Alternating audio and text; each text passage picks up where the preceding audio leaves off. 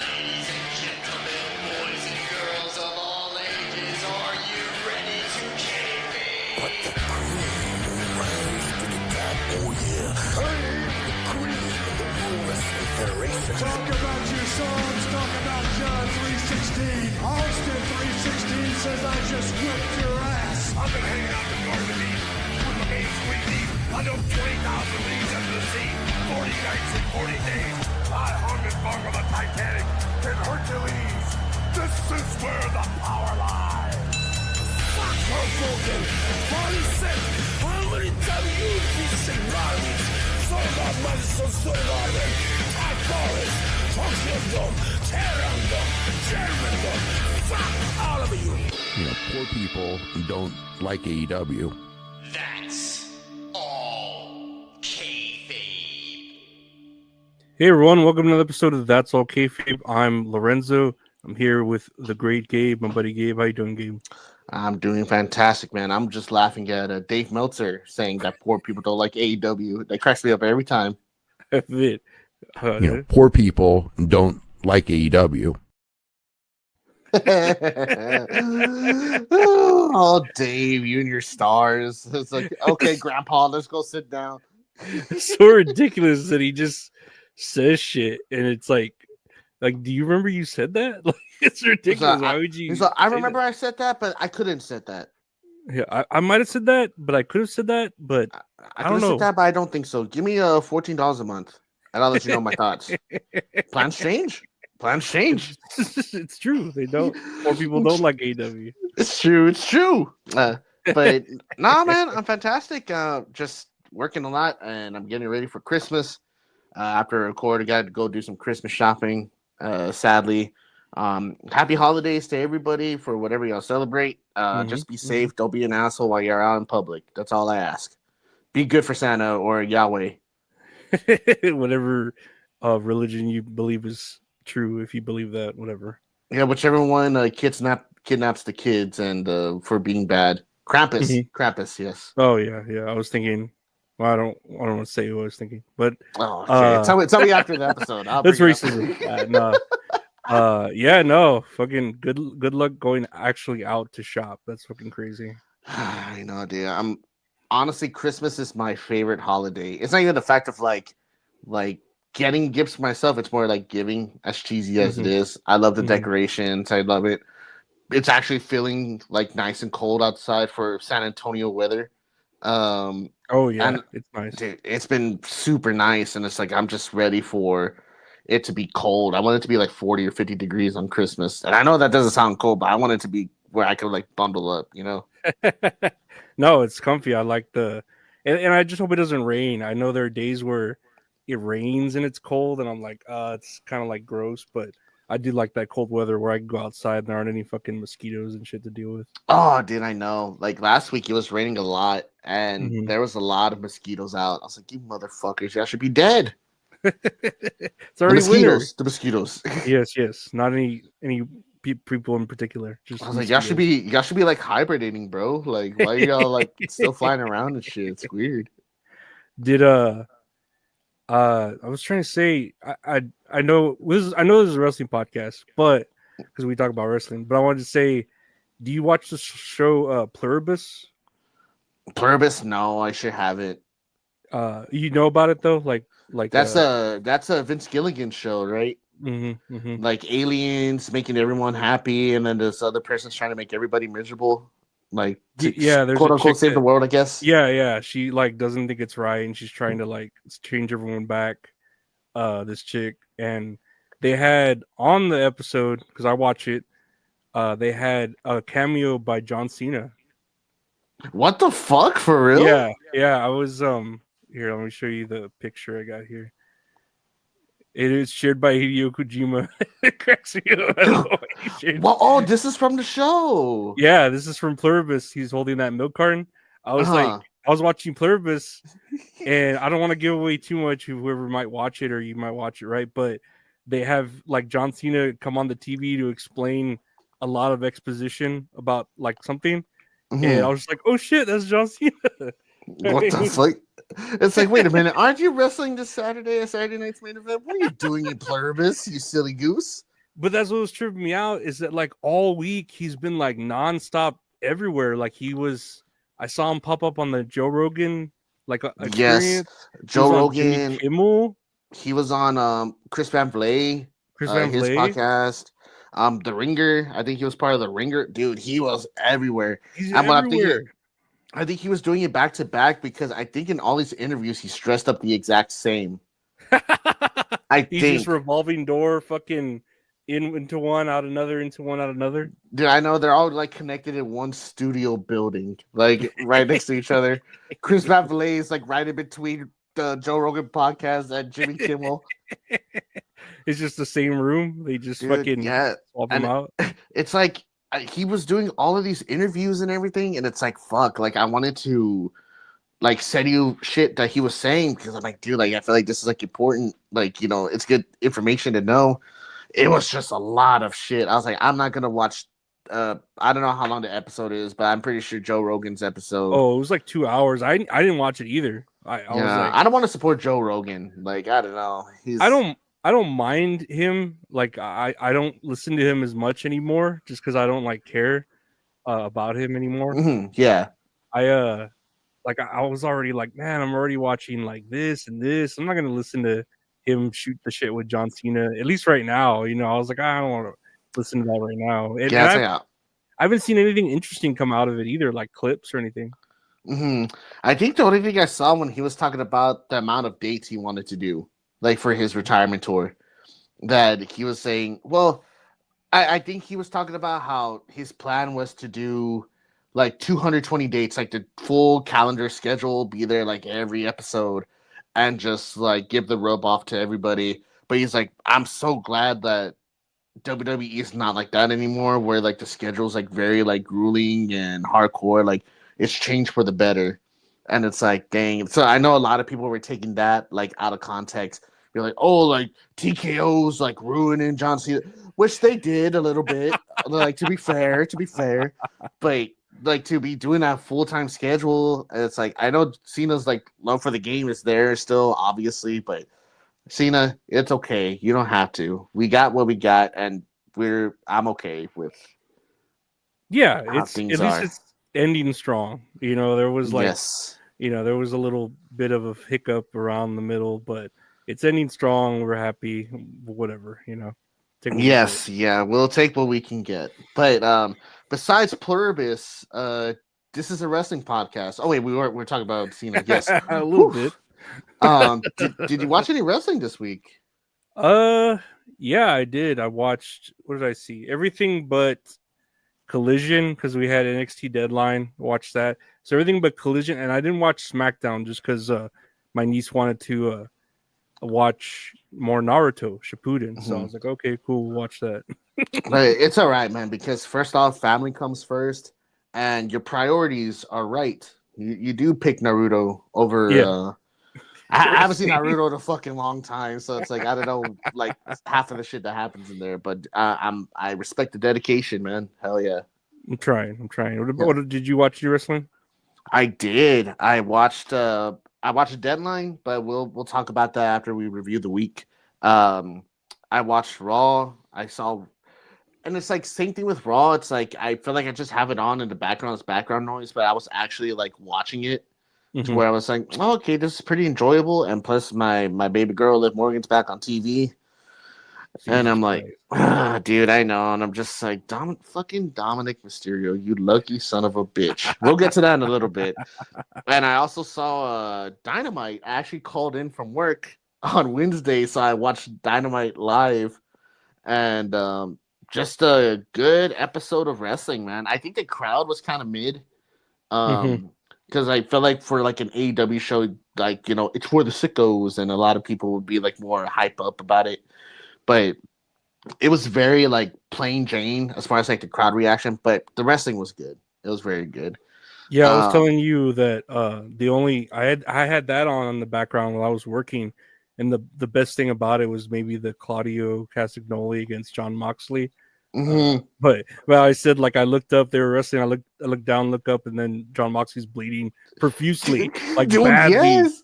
And I'm like, what the fuck did I miss? Where the fuck did he get cut open? So with with that match, it was just so funny because I was watching it live like halfway through, and then I stopped because I left somewhere. So when I came back home, I finished the rest of the show. But I don't know if you've seen, almost bit my tongue. If you ever seen like the recordings of Dynamite, they're like, "We'll be right back from commercial break," and we're back. Like it's just like a weird cut, right? Yeah, So yeah. they had that cut for Moxley and Claudio. Like, we'll be back from our final commercial break. Like, don't miss it. And we're back. But it's so funny because as soon as they come back, Moxley's just like blood all over his face. I'm like, what the fuck happened here? I was like, this is a no DQ or a regular match, not a no DQ. Like, where the fuck did he get stabbed or whatever? When he's bleeding bad. It was so funny, man. But I'm liking this Continental Classic already, man. Like, I don't want to sound like an elitist. I'm just kidding. No, I don't want to sound like I'm fanboying or anything, but it's like, I just like these collisions, no pun intended, between Claudio, like the Death Riders, or like between what's the conglomeration, Yeah. Or the Don Callis family, like to kind of build up storylines. I'm like, okay, I see what you're doing, TK, you dirty little dog. But for Raw, I guess we'll start off with Raw. It was continuing on with the Last Time Is Now tournament, the two semifinal matches between Jey Uso and LA Knight, and Gunther and Solo Sikoa. LA Knight picks up the win against Jey Uso, and Jey Uso burns out. He crashes out. He's like, no yeet, no yeet, no yeet.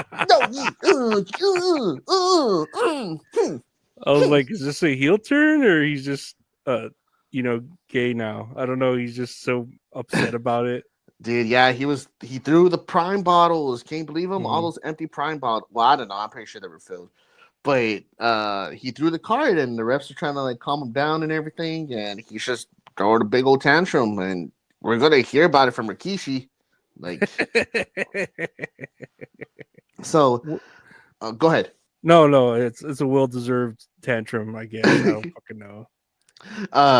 And then Gunther versus Solo Sikoa, pretty good match. I was surprised because I know like lately, like Solo Sikoa matches, like they haven't been hitting. But for some reason, this match, like he had a good competition between Gunther, and it reminded me of like NXT Solo, where he was doing like some of his best stuff, like doing really good stuff, And but Gunther picked up the win, so then it goes to the finals match at SmackDown that following Friday between Gunther and LA Knight to determine who's going to fight John Cena. But to continue on with Raw, a couple other notes I have here was that Braun Breaker challenges CM Punk for the World Heavyweight Championship at the January 5th episode of Raw. So okay. I think that's kind of like set in stone right now. And then the Judgment Day stands strong at the end of the show with Liv Morgan, because they had a tag match between Alexa Bliss and Charlotte Flair versus Rio. Oh yeah, which is Rhea Ripley and Io Sky. And I think it ended in disqualification, if I remember. Yeah. What's the Judgment Day came out and like interrupted? Yeah, Judgment Day came out, interrupted, and then Bayley and Lyra both came out to like kind of like make the save. Fuck like, yeah. Hell yeah. Hell yeah. So so hot. They both came out to make the save, but Judgment Day with Roxanne Perez, Raquel Rodriguez, and Liv Morgan all stand strong at the end of the show, indicating that Liv is probably going to go after one of the main belts. Like I don't know if it's the women's. No. I think she had a moment where she like a backstage where she brushed up with Stephanie Barquer. I think, right? Dude, she's everywhere again. Yeah. Man. She's legit been everywhere. Like they're putting her in every storyline. Yeah, before her injury too, it's like she was fucking everywhere, man. She was a workhorse, and it's like, man, like she's just back where she belongs, man. Like, not that sounds fucked up, but like, like being like the main focus of the group, like that's good for her. And I guess we'll continue on to SmackDown. Well, it's like, Oh, What I go ahead. Go wanted to ahead. show real quick, I know I was watching Raw and I sent you this because I thought it was so badass. Oh That yes, Styles Clash thing, and I'll see if we can play it real quick here. Let's see. man. So he, dude, that's so crazy, man. Holy shit. It's crazy that, and for people just listening, AJ Styles put one of the New Day guys, Kofi.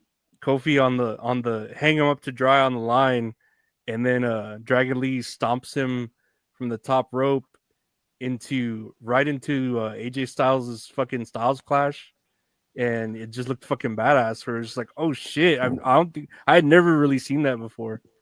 Dude, the crowd popped big for that too, man. It was a short match, but it was actually pretty good, man. I was like, don't let anybody fool you by telling you the New Day is bad. They are not bad. They're heels. They're great wrestlers. Just like their theme song sucks. I hate their entrance song. Poor New Day. I know, man. They But need Big E back. I miss Big E, dude. Like, I hope he's doing okay. I hope he's living his best life. It seems like he is. But continuing on with SmackDown, the only thing I have for SmackDown was that it was Gunther versus LA Knight, and Gunther defeats LA Knight to win the Last Time Is Now tournament, and Gunther is going on to face John Cena in his retirement match at Saturday Night's main event, December 13th. So what do you think about Gunther versus Cena? Are you pissed off like everybody else because they got nothing else to be mad about? Haven't they had a match already? Or am I mistaken? No, they haven't. Okay, well then I don't mind it. I mean, I like Gunther. I don't want to say that with my chest out. Let me look it up real quick. I don't know why I felt like they've had a match before, but yeah, I could be mistaken for sure. But I don't mind it. It's just I thought it would be, someone more special other than like Gunther. And not that he isn't badass. It's just he's not, a one-time opponent that like, oh shit, cool, we dream match, Oh man, it was so funny because I just looked it up right now. No, they have not fought each other. Okay, before. Okay, cool. They've only encountered each other at the Rumble. But it's like, like this Jey Uso hate, and it's like the Yeet stuff. Like everyone's tired of it. I don't know if you saw the picture, but when LA Knight beat Jey Uso, that they had like the like to dislike ratio, and like the likes were like through the roof. That LA Knight beat Jey Uso, and sure enough, they showed Gunther versus LA Knight, the like dislike ratio on YouTube, and it's more dislikes than likes. And I was like, dude, wasn't everybody like pushing for Gunther versus John Cena like about like a couple months ago, like when it was being reported that they might fight each other? Yeah, I thought so too. And it's like, and like same thing with like Dominic Mysterio, like, oh, that'd be cool if he fought Dominic Mysterio. Oh, well, it's like he fought him twice already in his retirement tour, and that's taking time from other performers. It's like, dude, like, man, you're fickle. Yeah. Fickle is the exact right word to use. Oh man, fickle. That sounds worse to use. Fickle. And so, I mean, I don't mind Gunther versus John Cena. I love Gunther. Obviously, I love John Cena. But with LA Knight, I guess, it's like the same story, same song and dance, that like he's getting like the short end of the stick, like where like he's rising up like to the top of the moon, and then like they just bring him back down, and it like rises up and comes back down, up and down, up and down. And I can understand that, but it's like, I don't know, like y'all's narrative is just all over the place right now, man. Like with these fans. I don't know.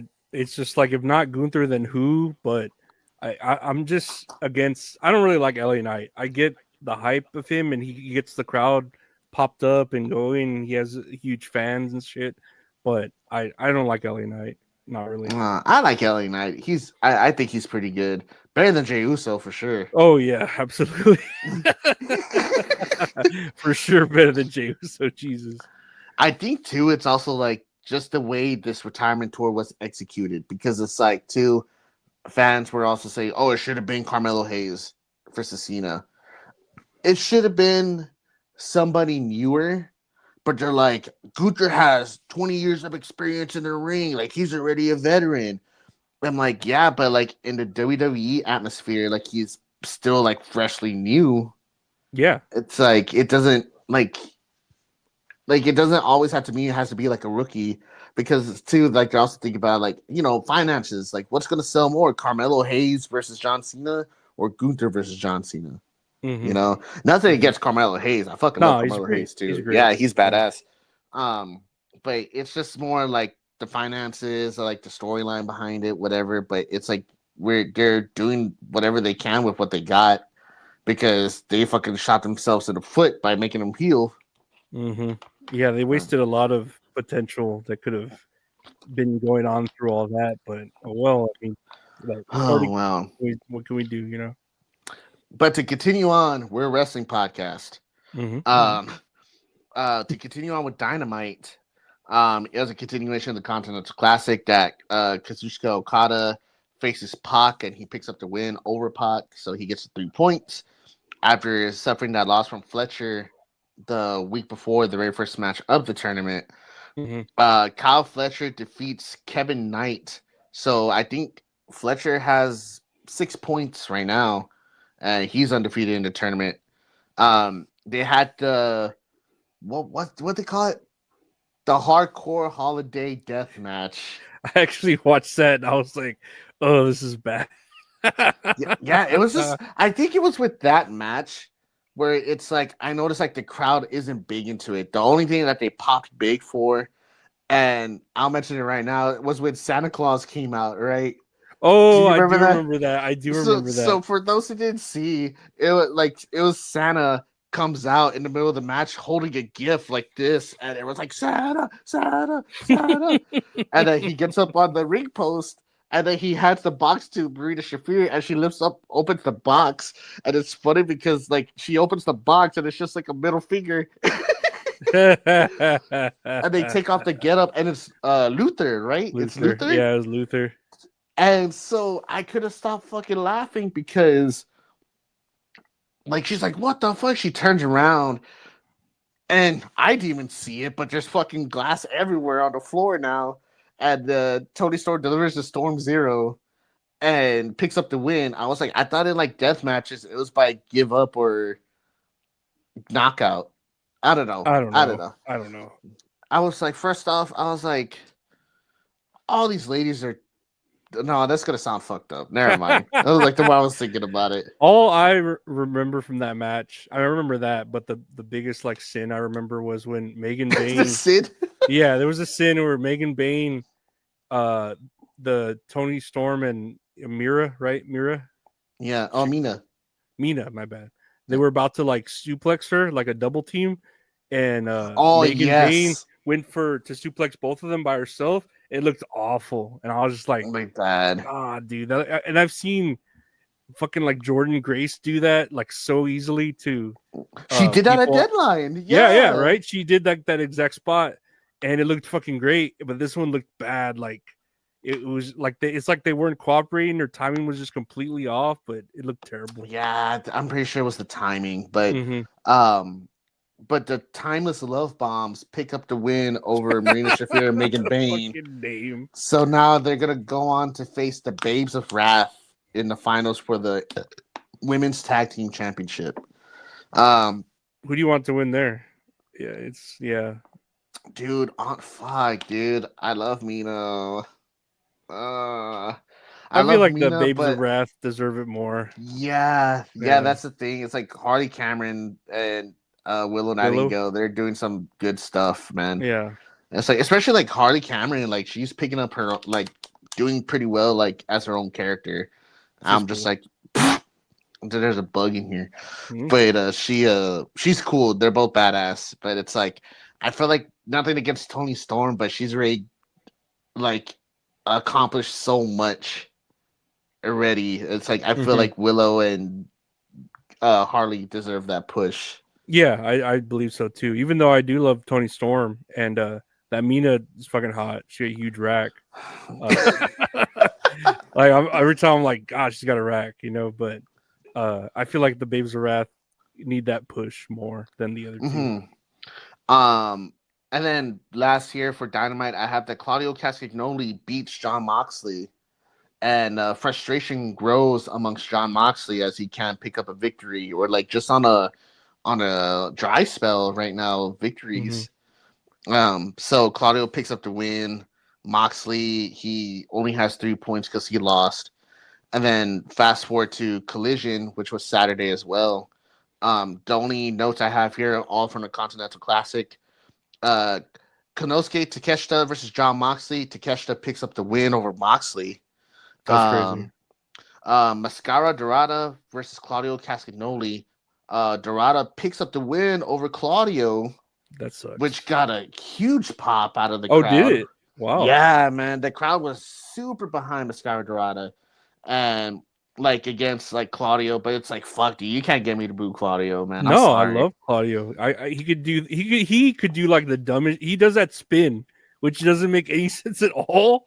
Like, dude, it's just impressive. Like, but it's badass. So it's fucking like, oh, this is cool. Even though like as a move, it makes no sense where they're like, and then it gets him dizzy too. So it doesn't make any sense, but it's still a fucking great move. I just thought it was funny, and they got like a badass picture out of it from Wednesday when he was doing the giant swing to Moxley, and Moxley's just like flicking him off, like spinning in a circle.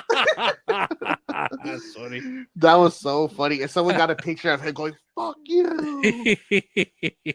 And then lastly here, they had Orange Cassidy versus Roderick Strong. And Orange Cassidy picks up the win over Roderick Strong. Me personally, I really like Roderick Strong. I like him too. I like his theme song. He has "End of Heartache" by Killswitch Engage for his theme song. I'm like, okay, I'll give you fucking 3 points for your tournament for that, man. Just give him 1 point. You lost, but your song, fuck it. But he's like, you get 2 points. That doesn't make sense. He lost, but he has Killswitch as his. Oh, okay. We'll give it to him. He has Killswitch. His name's Luchasaurus now. Like, get over it. It's Luchasaurus, and that doesn't make any sense. 2 points for that. But yeah, that's all the notes I have for the week. Do you have anything else like you want to add before we talk about Deadline? Really nothing. I mean, like I said, we were seeing John Cena everywhere. I was gonna mention real quick. I know we were talking about it before we got on. I'd gone out of my way to see Terrifier, at least the first two, because we were talking about it. And like how Rhea Ripley did that gear inspired by the Terrifier movies.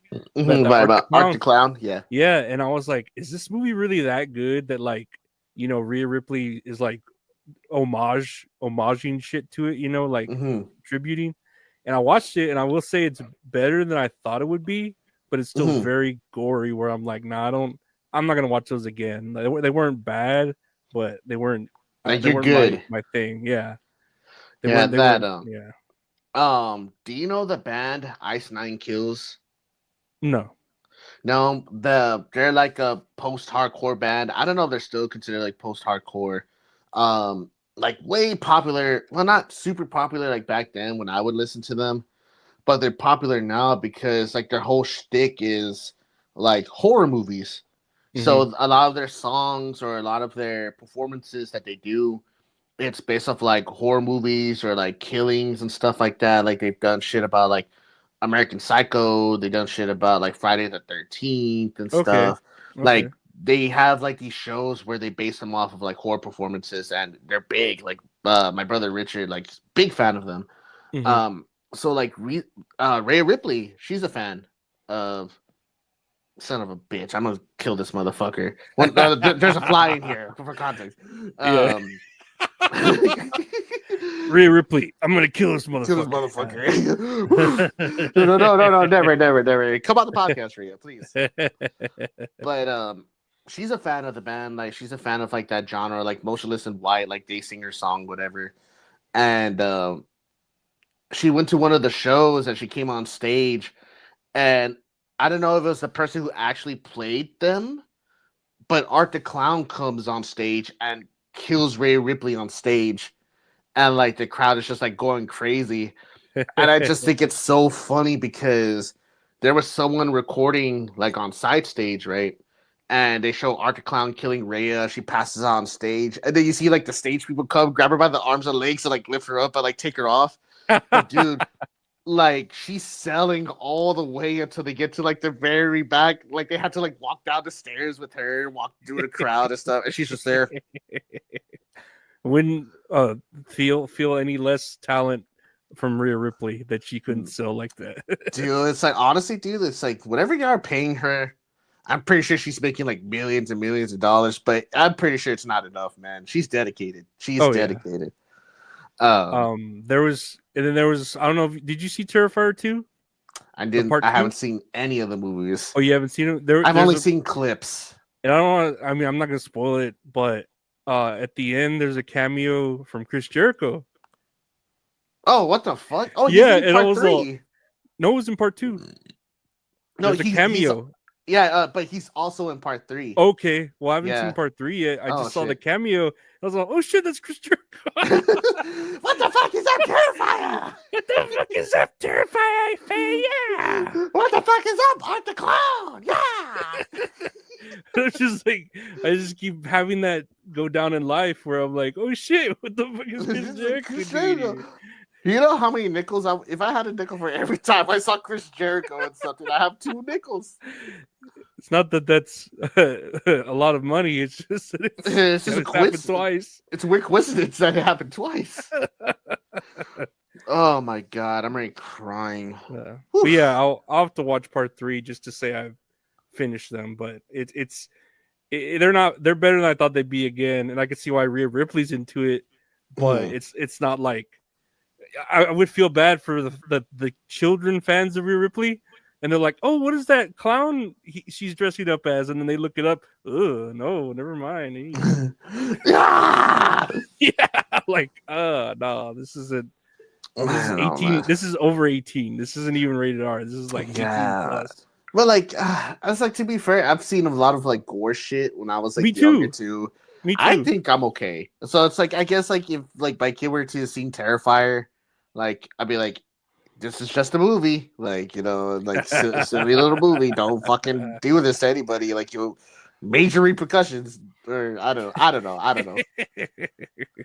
It's not bad, but that was the week in wrestling. Yeah, that's what I want to end with Terrifier. That's a yes. Yeah. What a great way. Thank y'all for tuning in.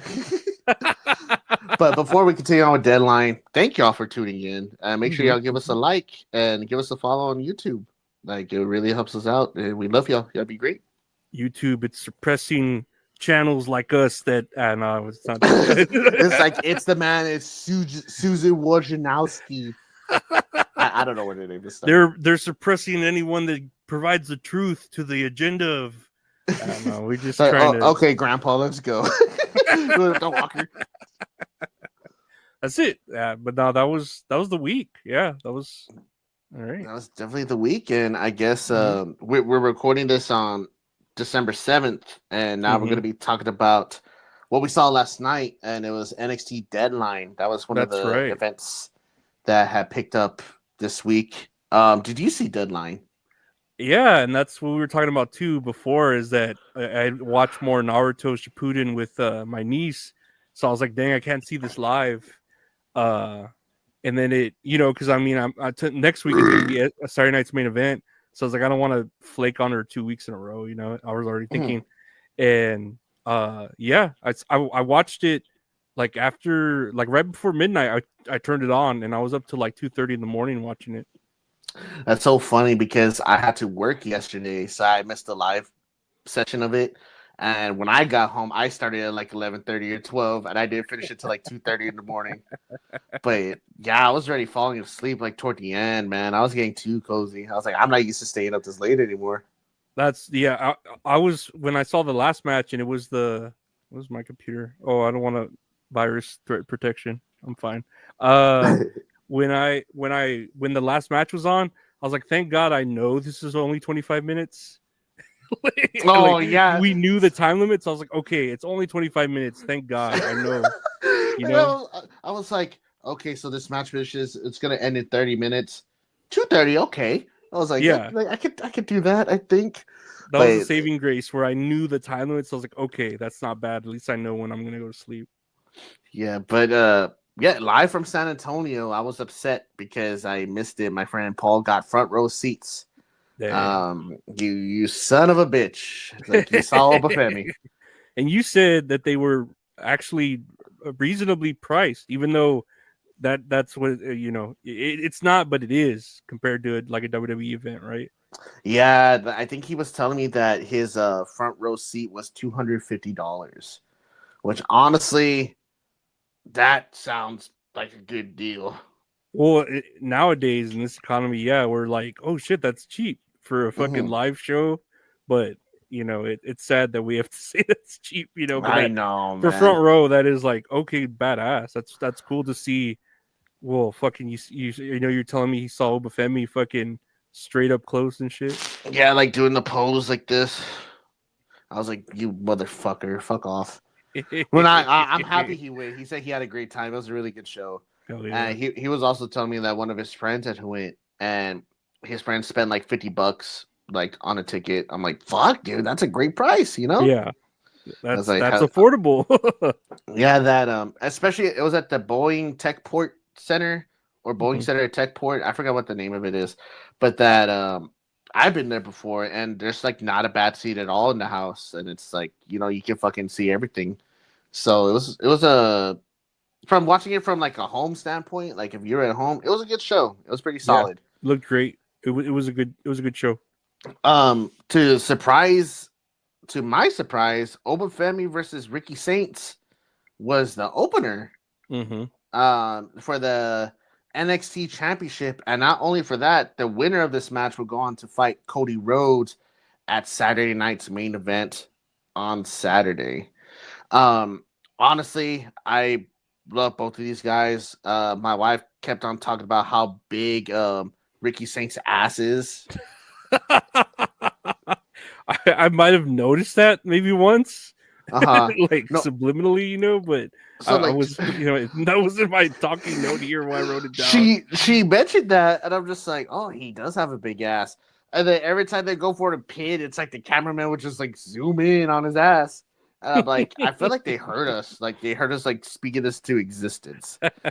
But I was just jealous because Obafemi comes out, right, and then he's doing his whole.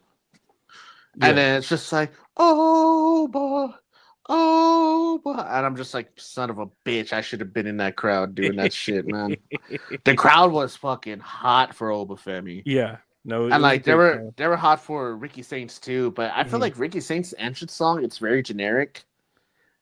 I love his original one, and it's funny. I was like watching this, I was like, oh yeah, he used to be in AEW. Dude, it's weird, like seeing them in NXT now, man.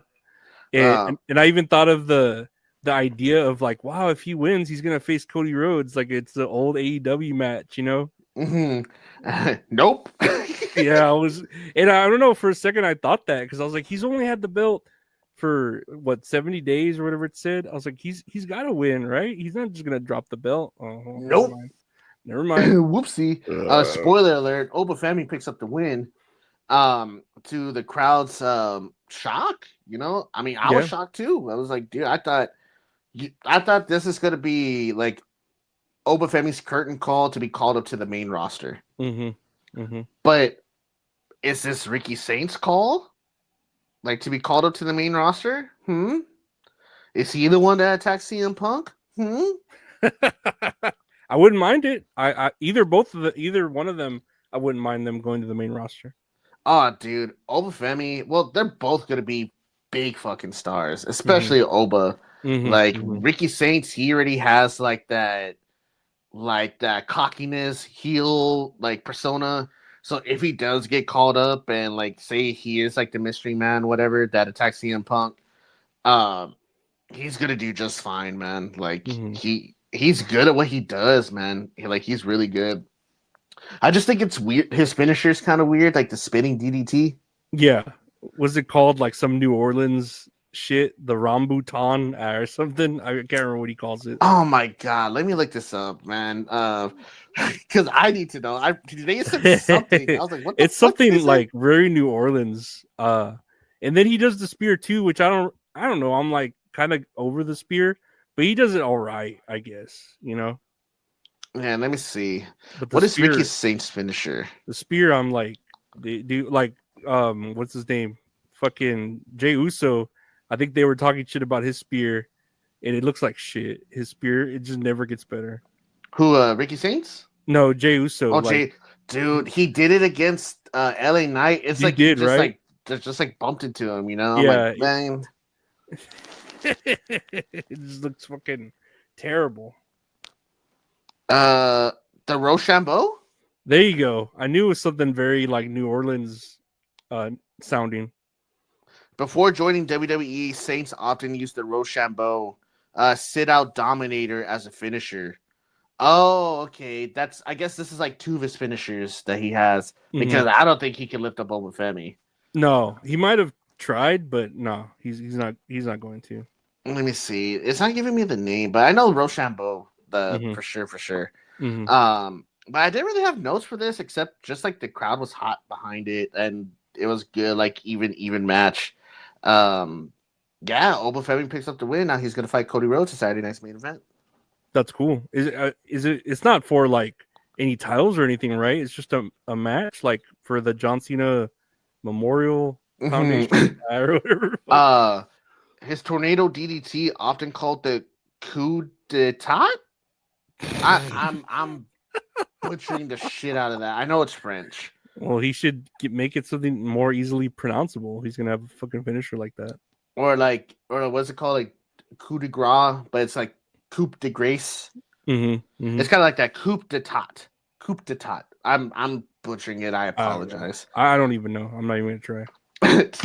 But so moving on the card, the next match we have was the first Iron Survivor Challenge between the women and the participants. I'll name off the participants that came off in order. Kalani Jordan, Kendall Gray, they both started off the match. And then it was Jordan Grace came out as third, Lola Vice came out as fourth, and then Sol Ruka came out last in number 5. Dude, they were scoring a lot of pins. Let me just say first, they kept saying the rules of this match, and I'm kind of glad because I had forgotten the rules and the way it works. But when I hear the word iron in any match, I feel like it should go for an hour. Yeah, I think so. Yeah, although I don't know if our minds, the way they're programmed now, that we could handle an hour-long match. I'm gonna say I don't know if we could. Just there, like. Yeah, like fuck, this is an hour long, but it's such a weird, like it's 25 minutes. I get it, and it's a cool match, but it's such a weird match. Like, who the fuck thought of all these rules to it? That's what tripped me out with it. Nah, it makes sense. I can see the argument there. Yeah. That because I don't know if it's this upcoming Monday. I think Io and Lyra, they're gonna have an Iron Women match, a 30-minute Iron Women match. See, I feel like it should be called something else. If it's an Iron match, it should be an hour long. Because, dude, and I think of like I can't even remember I know there were quite a few Iron Man matches in our time that are like classics. I know Shawn Michaels has been in like a lot where they're fucking badass. But I just feel like they should go for an hour. I don't know if we can handle it, but I feel like they should. Yeah, but no, it's like not knocking on the match itself because the match was pretty good. Oh yeah, dude, and all these chicks were so hot in the match, like their outfits.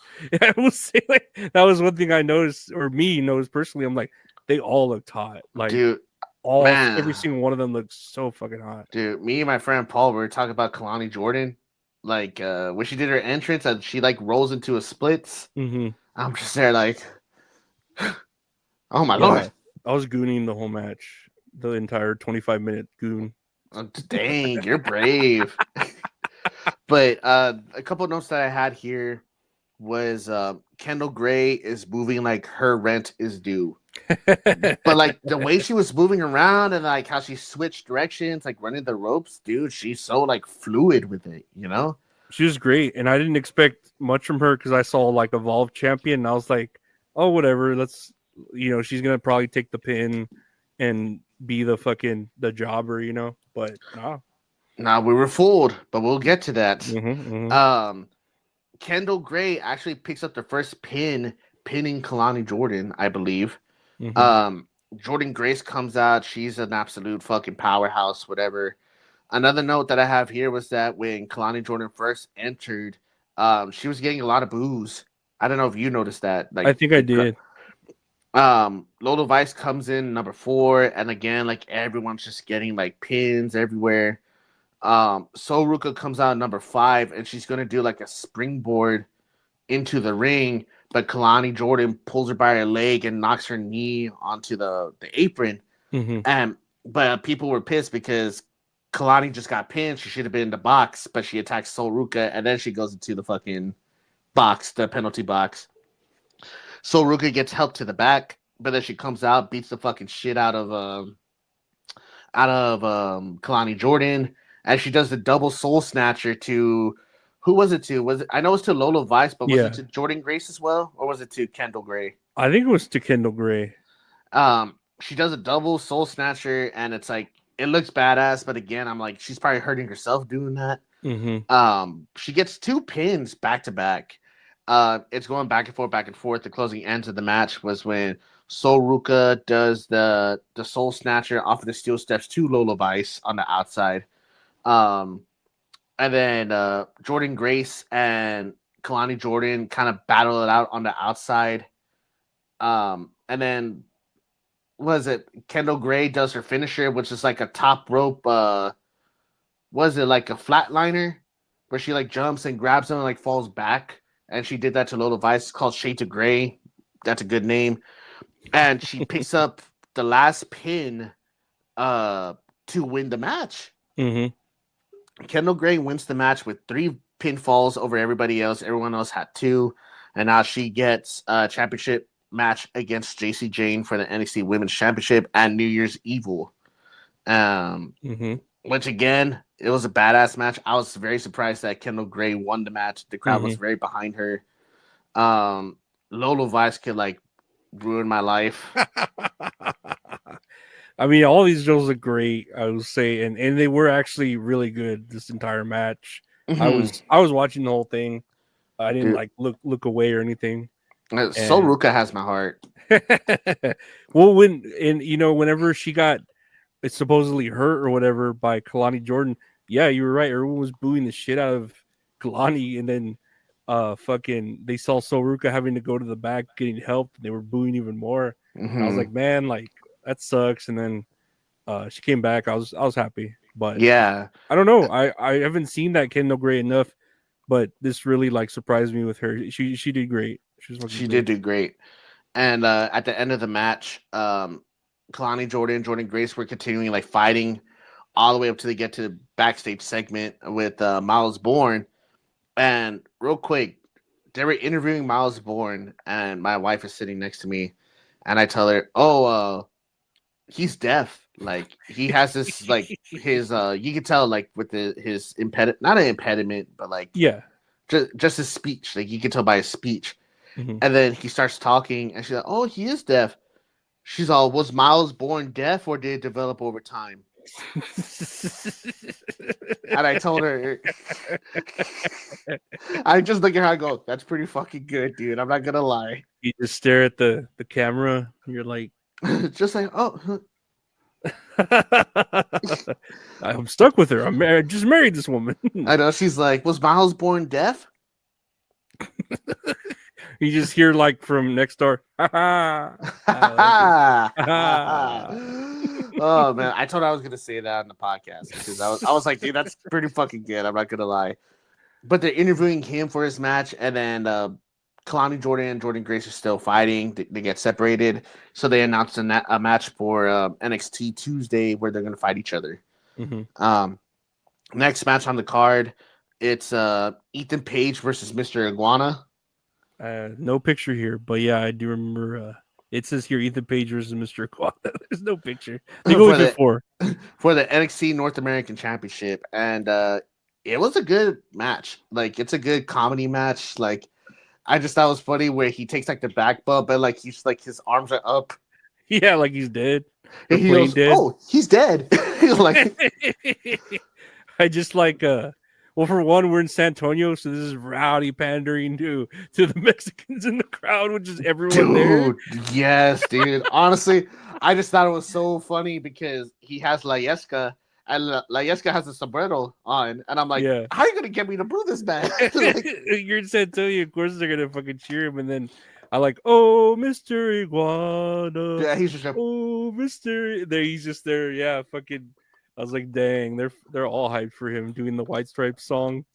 dude, it's Iguana. great, man. And then the crowd got fucking heated when he had La Yesca on his hand, and then Ethan Page stomped on it, and he held it up, spits on La Yesca, and throws him on the ramp. Dude, people were fucking mad. It was a great match. I was like, man, I'm glad Mr. Iguana's still getting work because he had that huge hype, and then it kind of died down, and then it didn't, and then it did, and then it didn't. So I'm happy he's still working. I'm happy I'm happy the crowd is showing that they still want to see Mr. Iguana. And even though he lost, it was so good. It was a good match for it being what it was. I think Mr. Iguana's gonna be okay. Like, he's rich as fuck for selling La Yescas. Mm-hmm. Yeah, man, I should have bought one. Shit, I think they're like $60. Yeah, they're pricey. They're very pricey. You probably just Amazon one for like $5, $7, like a off-brand one. I'll just buy a real iguana. It would be cheaper, wouldn't it? Oh man! And then to continue on, we had Izzy Dane versus Tatum Paxley, a revenge match because Izzy Dane cost Tatum Paxley her NXT Women's Championship, to which JC Jane regained the belt. Mm-hmm. I'm gonna say it. This is probably like the weakest match of the card. Mm-hmm. Nothing bad, but they were trying to build it based off of like emotion and stuff. And it's like, I know a lot of people, especially like in that crowd, were very, very much behind Tatum Paxley. I was behind Tatum Paxley too. I love Tatum Paxley. But I feel like Izzy Dane, like, she's very like generic. Like, I don't want to sound mean or anything, but she just sounds like she's just a very generic, like, creative wrestler. And then like the match went on, it was built on emotion, like her trying to gain her trust. They used the trust against her. And Tatum Paxley does her finisher on the announcer's table, which does look pretty sick.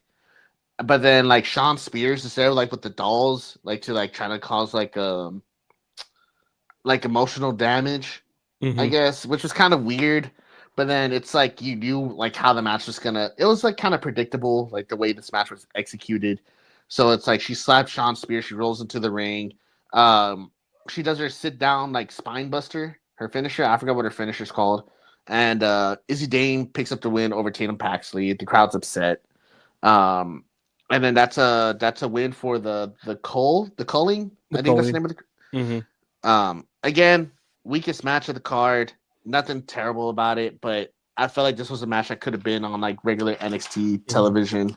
I agree. I tuned out watching this match. Like I said, it was pretty late at night. Already, it's probably like 1 a.m, and I just looked at my phone the whole time. I really get excited for this match. I mean, they're pretty. The girls, I don't think they did anything wrong, but I just wasn't into this match. Nah, yeah, it's understandable. And then the main event, which was the men's Iron Survivor Challenge, and again in order from like their entry, it's Leon Slater, Javon Evans, Miles Bourne, Dion Lennox, and Joe Hendry. Slater and Evans, they start the match off, and Javon Evans gets a score early, but you son of a bitch, did I get you? Man, dude, I swear. He gets the pin, the early score, so Slater's in the box. Miles Bourne comes out, so they're having their one-on-one wrestling match. The fourth man was Dion Lennox, who comes out, and I can't really say anything about Dion Lennox because I haven't really seen much about like Dark State. Is it Dark State or Dark Slate? Dark State. Dark State. Okay, that I haven't really seen much about Dark State, but I know they are the NXT Tag Team Champions because they beat the Hardys. But he was doing pretty good. He did good on his own and stuff.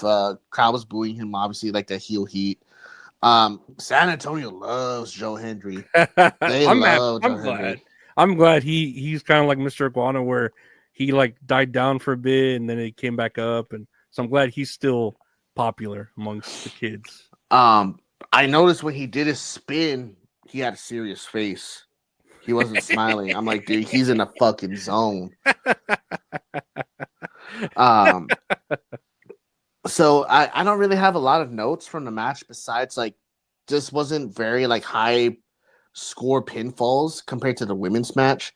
Mm-hmm. I think everyone had one besides the person who won. We'll get to that in a little bit.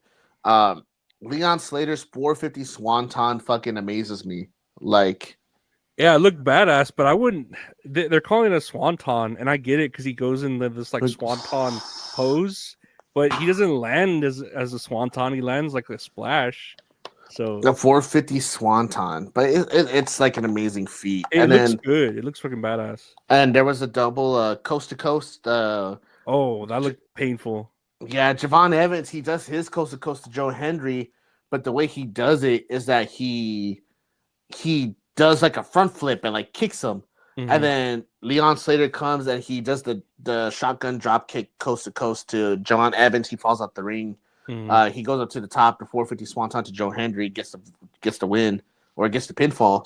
Mm-hmm. Again, it's like very back and forth.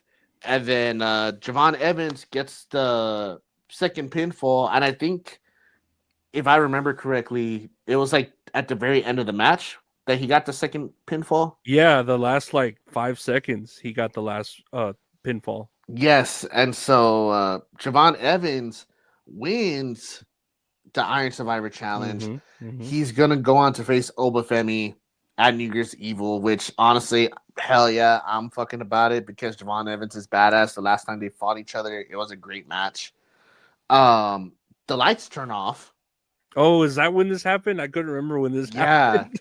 And it was crazy because like this guy comes into the ring like to confront Javon Evans, and he beats him down. And I was like, who the fuck is that? And it wasn't until the crowd, I mean, the was it Vic Joseph has said, he's like, oh, that's Tony D'Angelo.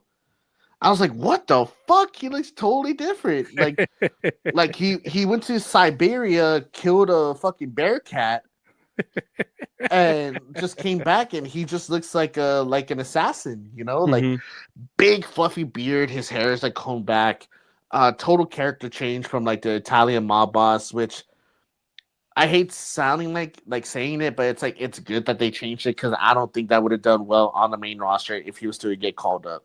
No, it was very gimmicky where it was very stagnant. Like it was fine where it was at, but it wasn't going to go anywhere. So you're right. It was very like when I saw that and I saw the promo because Obafemi came out right to like look at Javon Evans, and that's when Tony D'Angelo like a promo played. And it showed like him like out of focus walking, and then it showed him in the ring, and I knew like just immediately I was like, what is this, Tony D'Angelo? And I see him, I'm like, oh, okay. I don't know. To me, I was like, oh, okay. Yeah, it's like it was just kind of weird because he looks different. I feel like they didn't get that reaction from the crowd because a lot of fans were like, wait a minute, like who's that? Because he looked different from like regular Tony D'Angelo, like the mob boss, you know. But I hope this character development for D'Angelo like sticks and like he could do something good out of it, you know. But yeah, that was NXT Deadline. Yeah, that was it. Wasn't bad. It was something like I didn't regret like staying up late watching it. You know, I watched it and I was like, oh, okay, that was pretty good. Yeah, it's like, oh man, there she is. What's up, baby? There she is. Wait. Aww. Hey, baby. Oh my God. Go see your mom, baby. They're here. Oh, she's so cute. God damn it, Vicky. Where the fuck is Vicky? Where the fuck is Vicky? So fucking. That's what they need to pay homage to. Oh, dude, that's what Dominic needs to do. Where the fuck is Liv? But yeah, that was NXT Deadline. It was good. It was all right. It was all right. It was all right. Maybe like a 7 out of 10. Yeah, that I don't think that one girls match needed to be there. They could have just kept it to the 4 matches. But Mhm. all in all, it was good. I don't know, like I thought those Iron Survivor blah blah blah matches were gonna like turn me off of it, but they were actually pretty cool. I kept on doing my Booker T impersonation last night because that man was hysterical. He was on one last night, dude. And I was trying to say some shit too, but I was like, dude, this is gonna fuck my throat up. I can't. There was a part where I think Lola Vice did that like butt Rikishi like run and then butt slap to them, Mhm. and she like kind of like hit her butt more into them, and he was all Mhm. like he could tell he was like all into He's it and shit. gooning. Yeah, he was all and it was just like okay, like calm down, buddy. I'm like, dude, I understand. Like, you got a partnership with WWE, like your wrestling school, but come on, chill. Let's chill out for a second there, bud. Hey. Let's chill out. But yeah, we get into the news now. That was NXT Deadline. It was all right. It was good. Let's do it. Let's get into the news, man. All right, let's see here. What do we got? There's quite a few announcements here from AMC and from TNA, but I got the one from TNA. Are you ready for a new era in professional wrestling? This is TNA is proud to announce it's bringing its flagship show to AMC TV starting on January 15th, live from Dallas, Texas.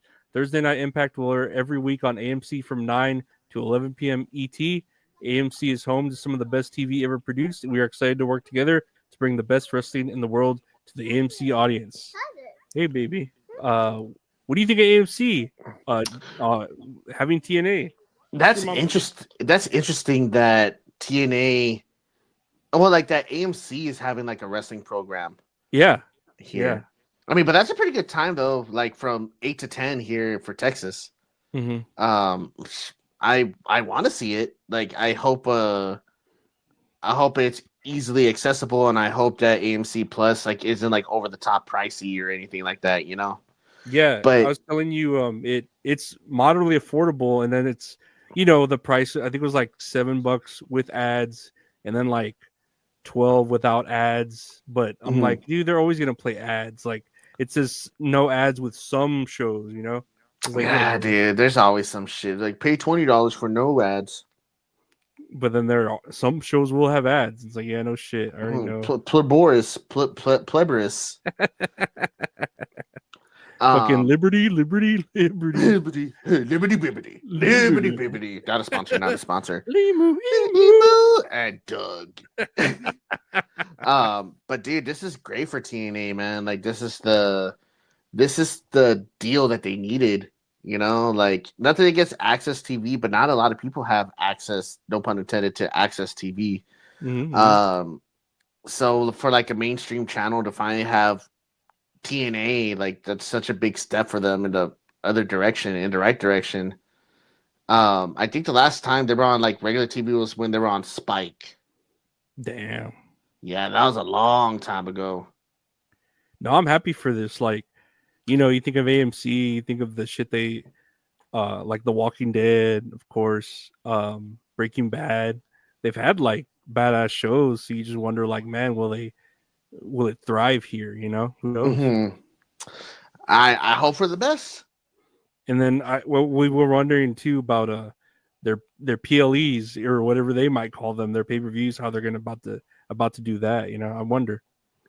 Ooh, if they're like, if they come with like the subscription service, like, dude, that I'll sign up too. Shit. Oh yeah, I'll watch them if it's like, oh, they're included with AMC Plus. Like, well, shit, I will. Even if they were discounted like pretty heavily, not like the $40 or the $10 off on HBO for AEW. If it was like, $10 instead of like 30 or 40, I'd buy the TNA pay-per-views.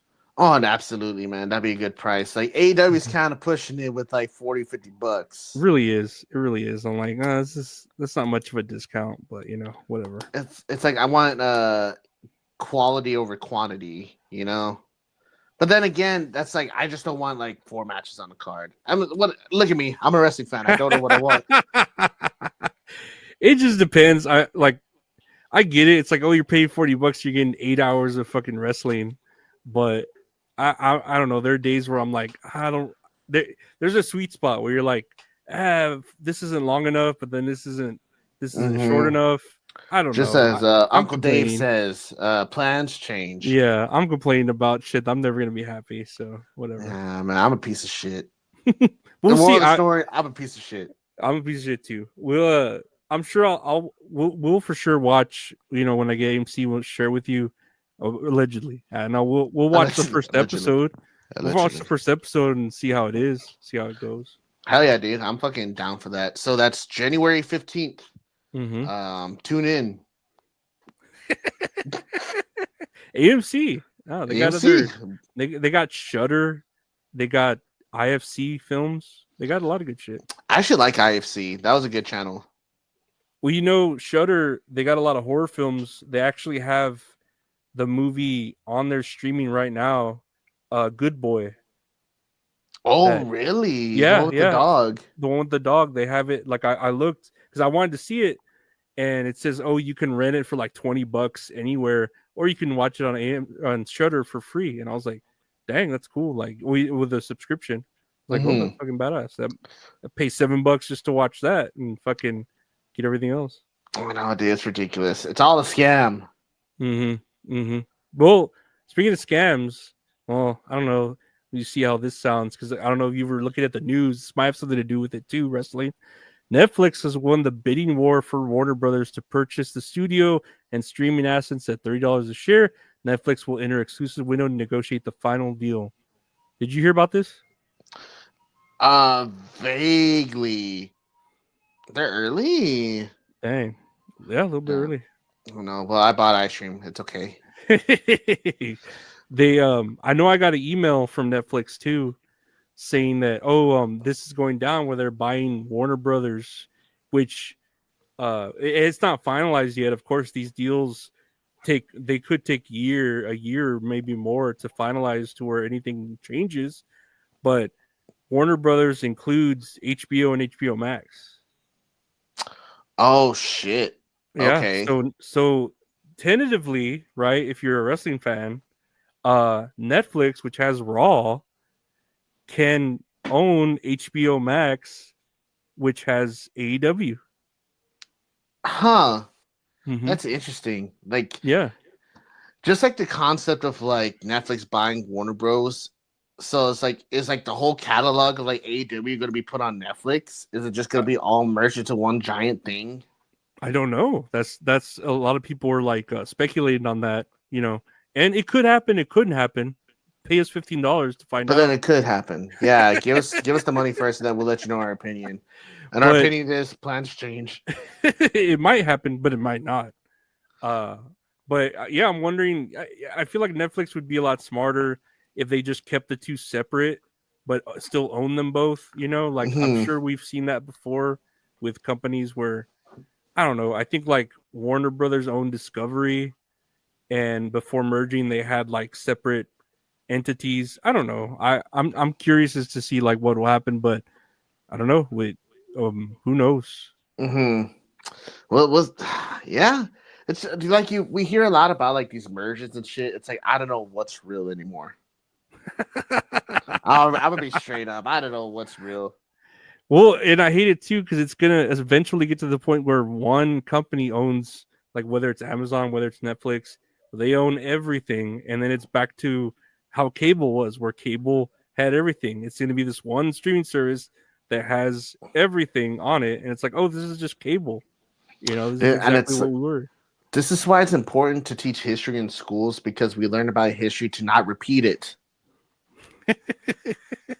They're going to be like, why are you laughing? I'm just kidding. We're streaming on one network, but there are ads all the time between shows. Yeah, that's what cable was. Like, that's what I know. It's like we're going back to cable television, man. It's crazy how cable's still like an option, but it's like, dude, like, no, I don't want fucking cable. Like, I fucking stream this shit for free online. Oh yeah, no, like allegedly.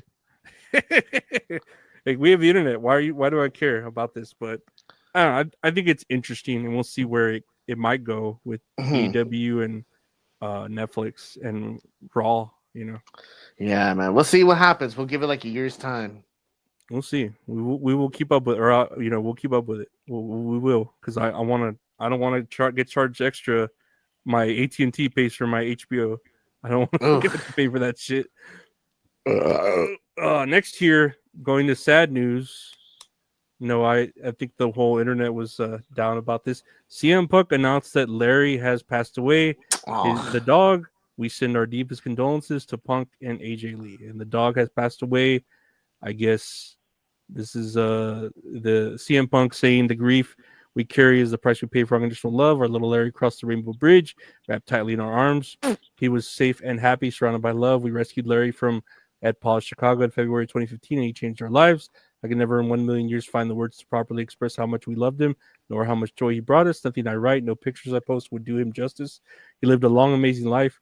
He watched sunsets. He chased skateboards. He made everywhere we went with him home. What a privilege to be so heartbroken and devastated from having experienced such a bond. I wouldn't change anything. Our boy's at rest. The house is quiet, but we still hear the jingle of his necklace and the tip-taps of his little feet on the hardwood floors. He will always be near. We will always feel him. Our hearts are broken. Until we see you again, sweetest Bobo, we love you forever. And there's Larry. Oh, man. That makes me sad. Yeah, I mean, I would always, he was a big part of the lexicon of CM Punk. Like, you'd hear about the dog, you'd hear about him, and it's like, man, that's terrible. I mean, it sucks, but it's like if you saw a CM Punk figure, I'm pretty sure Larry the dog was also there as well. Yeah, we always like, I always hear, where's Larry, or something like that. And I don't know about you, but for me, man, ugly dogs are like the best dogs. I'm not into ugly dogs, but he's cute. He's a cute dog. Oh man, I had an ugly dog, and he was like one of the best dogs I ever had. But man, like that breaks my heart. I hope nothing but condolences to the Punk family. Mm-hmm. It's just a shame, man. Like, I know the world's hurting. I know a lot of people are sharing pictures of Larry. Like Brody King. Brody King has shared pictures. I think Cody might have shared pictures. Or like there's pictures of like Larry walking on the running around the ring and stuff, like with like the Creed brothers and shit like that. He was that's sad. I know he was treated like a king, man. But may he rest easy. Mm-hmm. No.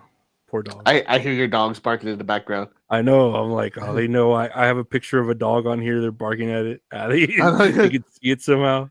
I just imagine like you're like, yeah, man. Larry seemed like a nice dog, but you rest in peace. Shut the fuck up. Just fucking. You want to get a papa? You want to get papa? You're just like, dude, do you have a whip? And I'm like, yeah. But... Yeah, it's not for me. It's for the dogs. No. It's because the dogs piss me off. No, it's all right. Huh? What was that? Was that my side? I feel like it was. Huh? That scared me.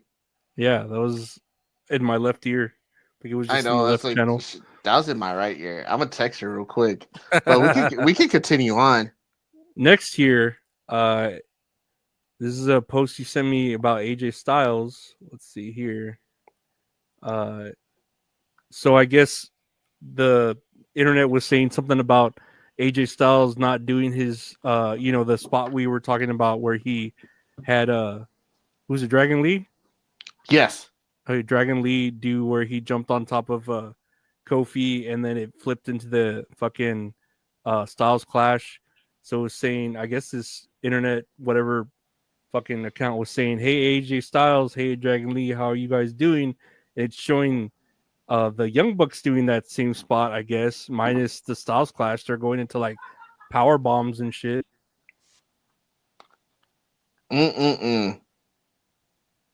Like sit down power bomb, but I guess AJ Styles felt the need to respond to this where AJ Styles saying in pro wrestling you can't claim moves. It may be your signature. Those are still open to the public. Any confident wrestler wouldn't ever change that. Calm down, guys. And I don't know. I don't think AJ Styles needed to say anything at all. He's doing his own thing. It's not like he stole that spot or something. Quick update. Giselle said there was a cat outside. She was trying to scare it, and she apologizes. That's the way to get rid of cats, is to scare them. I know. Oh my god, no way. Shit. Okay, no. I got something delivered here to the house, but it's not in like a regular box.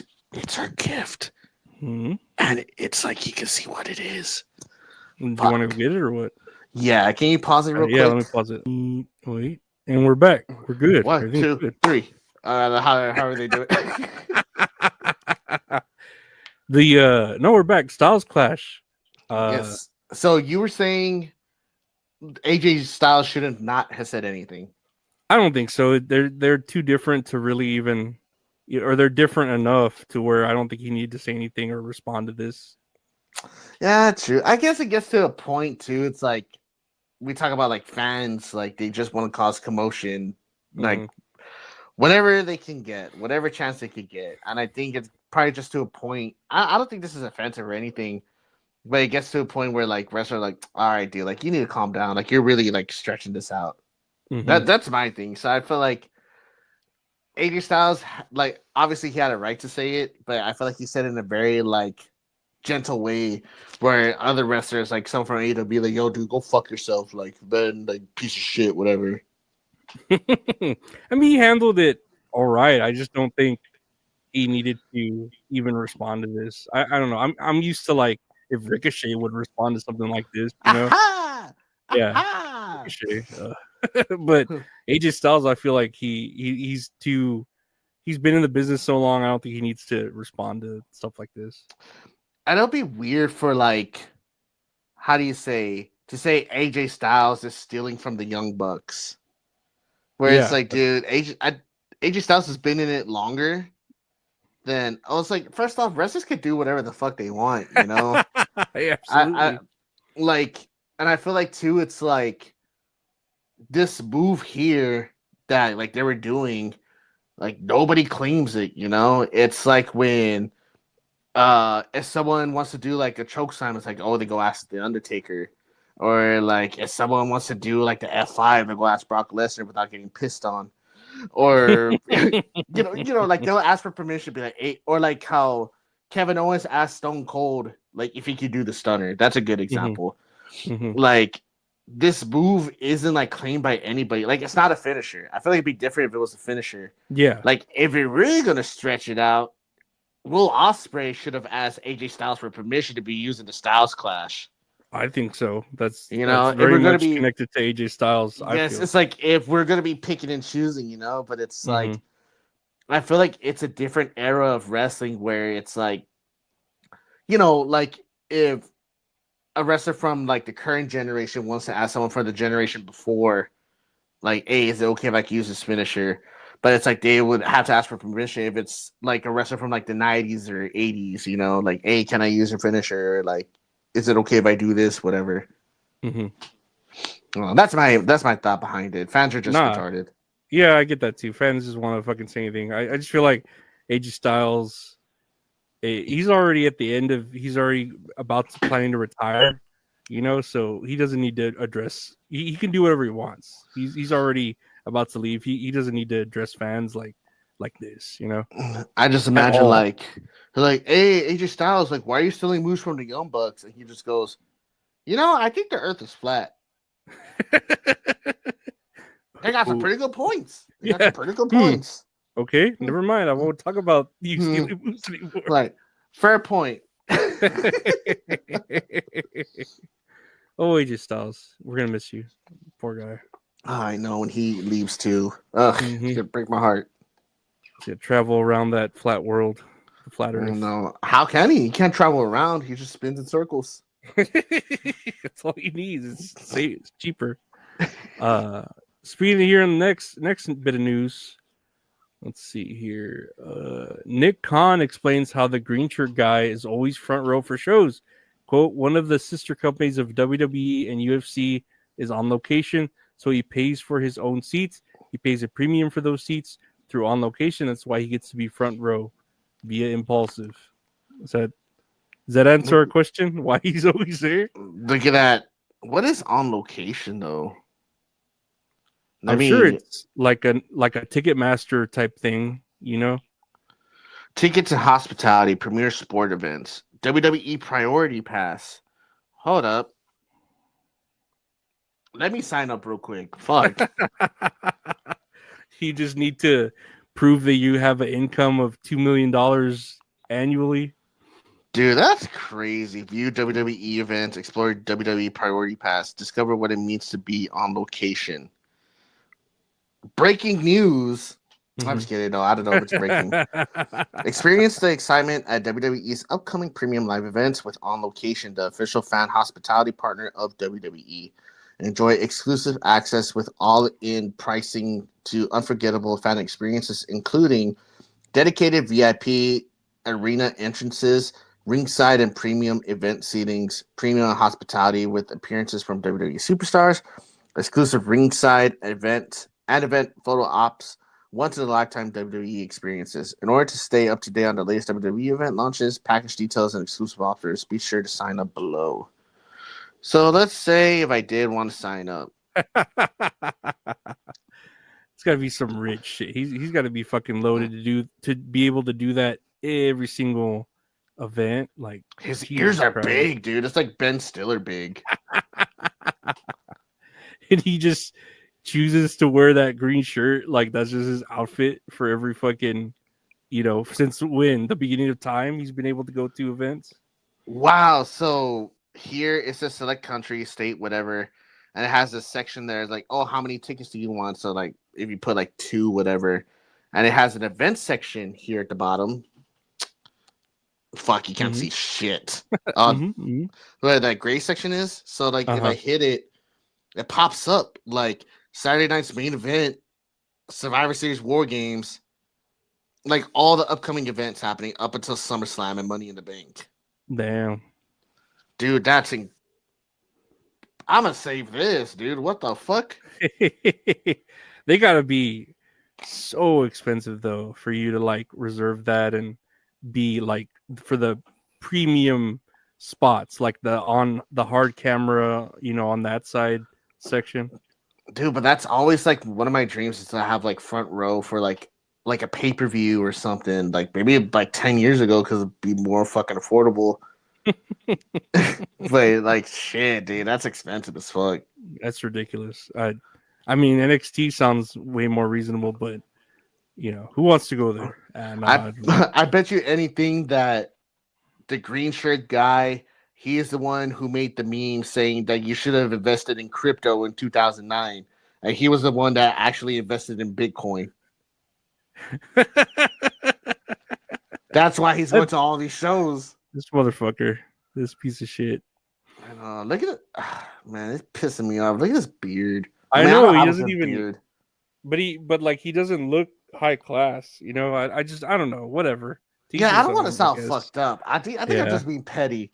That's what it is. I'm being I know petty. that's what I'm doing. I'm being petty. You son of a bitch. Next year on the news, Darby Allin. Let's see. Per Brian Alvarez, Darby Allin was legitimately hospitalized, and AEW will now determine whether he can wrestle the rest of Continental Classic. Quote, what happened was he got hurt in the Kevin Knight match last week. The spot that looked the scariest was the coast-to-coast dropkick. He got smashed with that move. I don't know if that's the move where he got hurt, but he got hurt. He was in the hospital for a while, but they did clear him because he ended up going home so he can travel. The impression I was given was that they're going to find out more on Collision. He might stay in the tournament. He might not. They have to figure it out in the next few days, depending on who he's doing via Wrestling Observer Radio. And there's a video of him, I guess, in the hospital, really actually feeling mortal. Dude, so they had talked about this on Dynamite too, where it's like saying that he might be out of the tournament because that he took that injury from Kevin Knight. And this quote tweet I have saved, it says, a coast-to-coast drop kick is what got Darby in the hospital. Not the flip through a pane of glass, not the falling onto a flaming table and literally being on fire, not to slam onto steel steps multiple times, not being essentially pressed and thrown into an announce table multiple times. not many of the other dangerous stunts he has done, but a fucking coast to coast drop kick. Someone replied to that saying Kevin Knight did what John Moxley couldn't do. And that's injured Darby Allin. I mean, I hope he's not legitimately injured and it was just a fucking angle, but it's like, bro, it's only gonna get worse if you're feeling mortal now with that. Like it's gonna hurt. Man. Everything's gonna hurt. I want to see how old he is. But I just like the whole he might stay in the tournament and he might not. Like that's such an Observer Radio answer. I know, man. That's such a Meltzer thing to say. I know that was Alvarez, but that's such a Meltzer's rubbing off on you, bro. It's fucking great. He might, but he might not. So, how old do you think Darby Allin is with the way he's moving? Not in the hospital bed, but before. He's got to be like 31, maybe. Dang, you're close. He's 32. I was gonna say because we didn't see him in the 30 under 30 last week. You know what? You're right. Last week, so I was like, why isn't he here? He must be over 30. But I'm like, God, he must be in pain if he's over 30. I did notice that from last week's episode of That's Okay, Fabe. Go find it on YouTube right now, episode 103.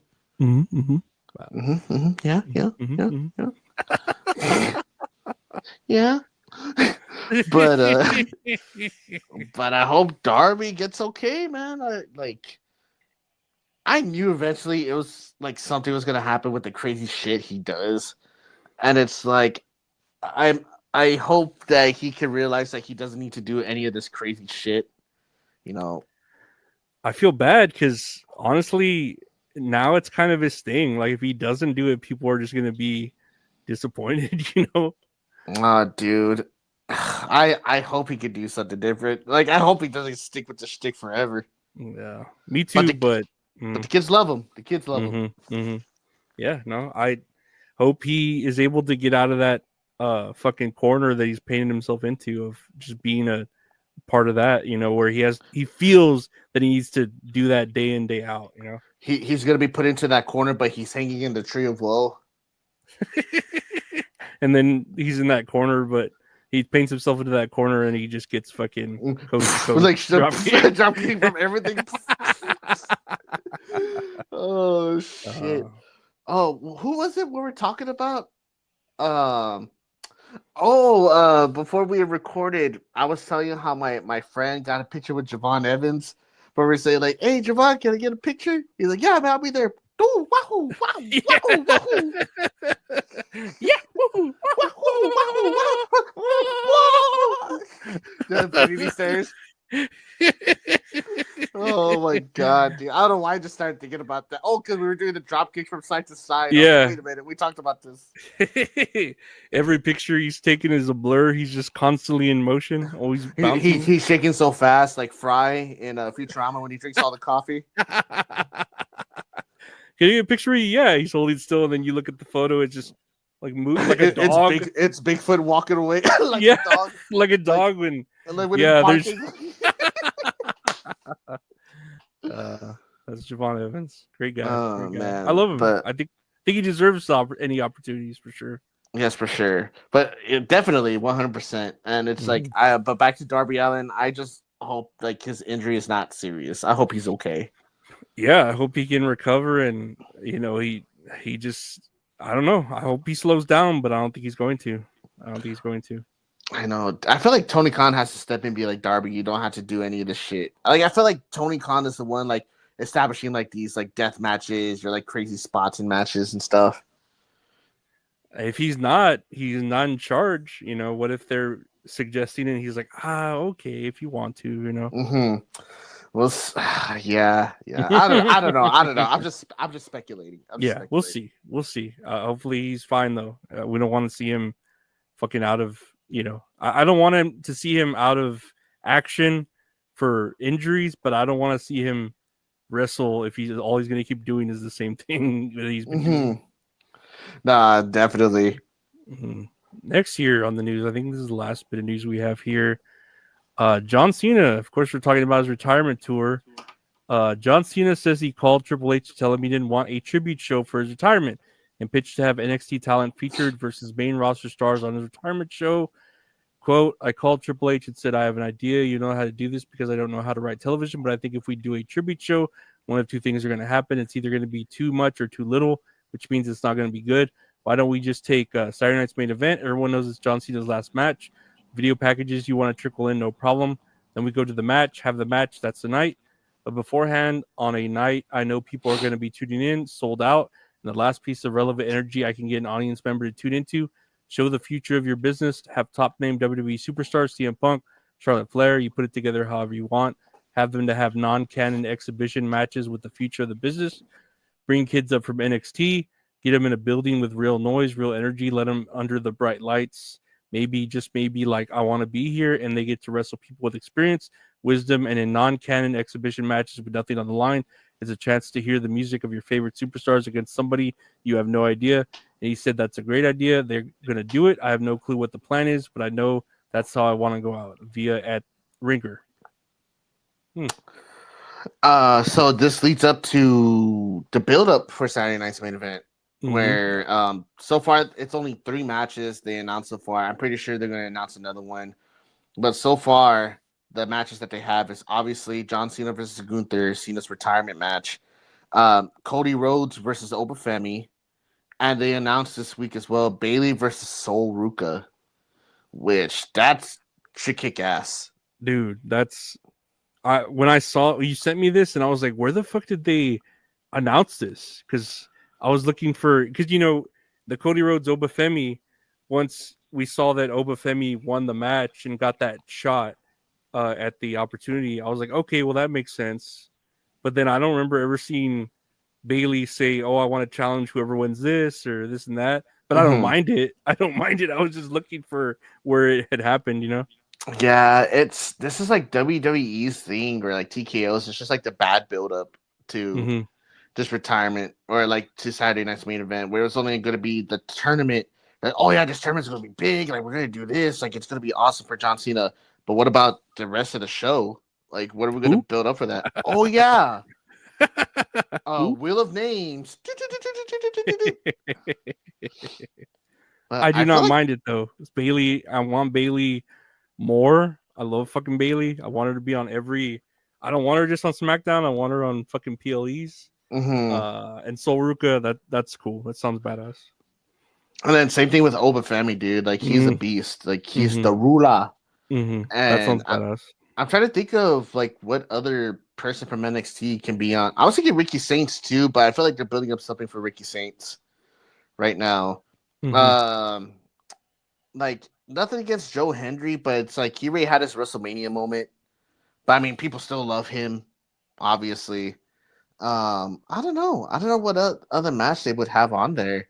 I'm thinking like a tag team exhibition match, but it's like, I don't think there's like a tag team on NXT right now that's really like stick out. Like, not Dark State, not Hank and Tank, not the Calling. Fraxium were the like stars, and they already moved up to the roster. Oh, dude, put Fraxium on the fucking card, dude. Let them steal the show, please. But we'll see. We got one more week until, or no, 6 days. 6 days. 6 days? Because today's Sunday? Yeah, less than a week.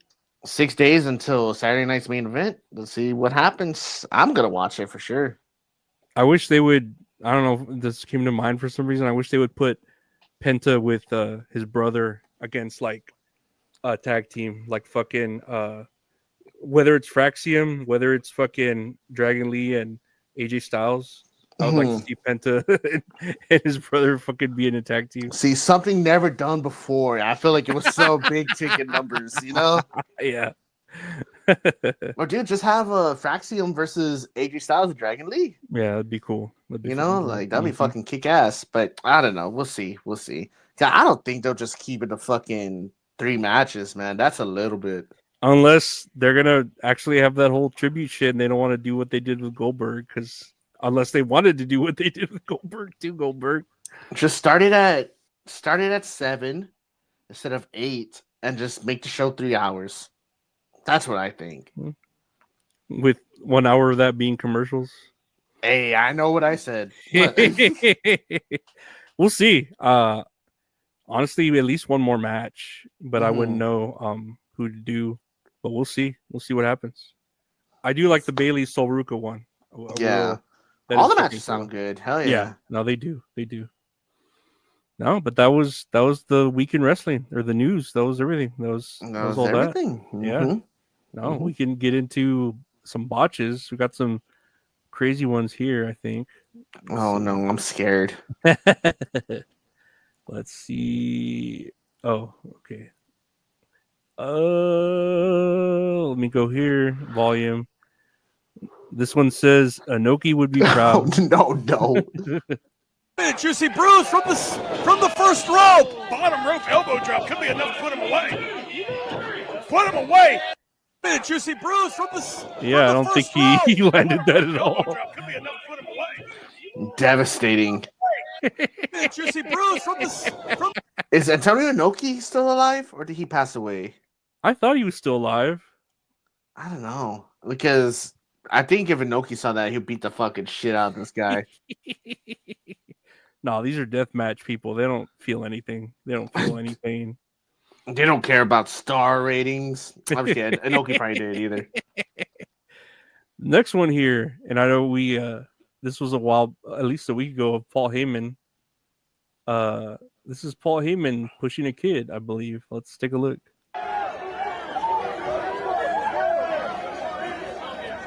Shit. But if you're what a pause. I know, if you're a kid, why the fuck would you go up to Paul Heyman and try to like grab his suit? I don't know what you're expecting from that, you know? I don't know. Paul Heyman had every right to fucking retaliate. I think so. I really think it. And no, was it this one that was saying he was getting flack? Yeah, that he was getting flack, but it's like he's a heel. I get it, but it's like you as a fan should not be going up into a performer's face. No, not anyone. Yeah, not Paul Heyman, like, not even an indie wrestler. You shouldn't be doing that shit. Yeah, to anybody, don't be doing that. That's disrespectful. And it's like to the security. The security didn't do their part there to like protect them. Mm-hmm. But no, damn, he was in the right tier. Oh no, a lot of people are pissed off at Paul Heyman. I was like, man, y'all just want to be pissed off at anything. Look in the fucking mirror, bro. Come on. Legit. Even if he was doing that to a regular person, going up to them and trying to grab their shirt, I'm gonna push the shit out of him. Fuck you. Oh no, I'll fucking headbutt the fucking kid. I don't give a fuck. I'll make it everybody's problem. Next year, some more deathmatch stuff. Let's see. Oh yes. Yeah, let's see. This one's fun. Let's take a look gander here. Oh, this will be it. This will begin the Reigns career, maybe even his life. Oh my God! He did the razor wire. Cover 2. That pin where he just gently puts his hands on him. He's like, I'm not laying on that shit. Fuck that. So not barbed wire. They have to use razor wire. Oh, it's razor. Oh my God! Shut up. Yeah, I don't think. Let me see where this clip goes. If he's looking stuck to it. I mean, yeah, he looks kind of stuck to it. It's not the best position to be in. Oh my God! It makes me nauseous. Damn, dude, that's like Terrifier levels of nods. I don't know, man. It's just like, why do you need to do this? I don't know. That's. I mean, we have another clip like that, but we'll see. Oh, son of a bitch! All Next right. year, here's another. Here's just a random bot. So let's take a look here. Oh my God! He's being taken out with the stretcher. No, dude. So I guess like AAA or like some show like Arena Mexico. The guy's running on the ramp and he jumps to the top rope and he's trying to do a springboard, and then like a plancha. But the way his foot misses and he fucking just collapses onto the floor from like 8 feet in the air. And that's he gets like stretchered hard out. floor right there. That's not even WWE where they like put a a gym mat or something. Mm-hmm. That was like a hard ass floor that he fucking just ate Oh shit my on. god, dude! I hope he's okay. He got stretchered out. Son of a bitch. That's a bad thing when they get fully stretchered out, where they're having their fucking spine and neck being held down. It's scary. Man, that's fucking scary. That breaks my heart. I just think of that shit when Rey Mysterio got stretched out like that. Oh, was the Big Show? Oh no, it was the Big Show. The Big Show. Yeah. The Big Show fucking lifts him up like nothing. That's fucked up, dude. Like, dude, I saw that live. You can't, for real? Well, not live in person, but like I remember watching on TV. I was like, whoa. Okay. Oh my god, what? Not Rey Mysterio. Like, you can't move your body or defend yourself or catch yourself at all, and all you can do is hope the person who's doing that to you fucking saves your life. Fucking Big Show, man. That's scary. No, Big Show just hangs out with the Rizzler.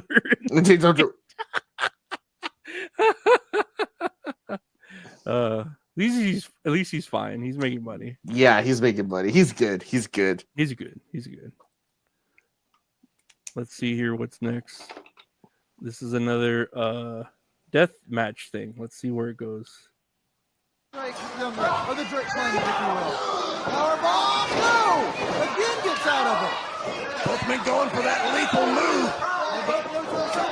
Oh! And the table doesn't break. The Awesome launching him into the table. Oh, his hair's stuck. Oh my god. The lighting certainly did, and the barbed wire. Oh no. I don't know why. I know why people do this, but it's just like, why do you? I don't know. This is ridiculous. Dude, they even said like fucking videos. It's like they snipped the barbs a little bit on the barbed wire, so shit like this doesn't fucking happen.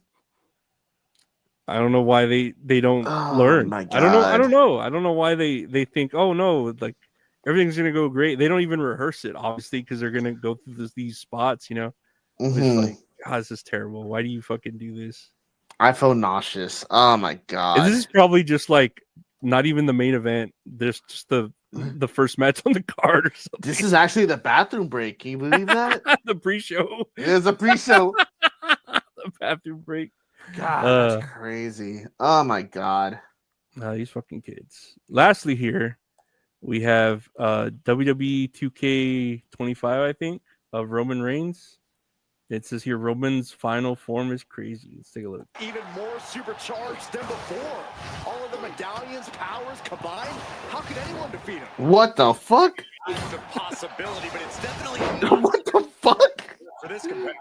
This man, this legend. Yeah, I don't know what's happened to WWE, but that's WWE 2K25. But that's Man, dude, WWE became Call of Duty. That's what happened. They're already putting him with the Akuma's move list from Street Fighter. Sonic boom. Sonic boom. Tiger uppercut. Dude, but that looks great. I like the way his getup looks like with the neon green. It looks like he's got a Moana's powers and shit from Moana, the colors. Oh my god. I forgot what that movie was about. I know You're Welcome was in it. There's a lot of Samoans in it. Man, I thought it was Rikishi's Samoan factory when I was watching Moana.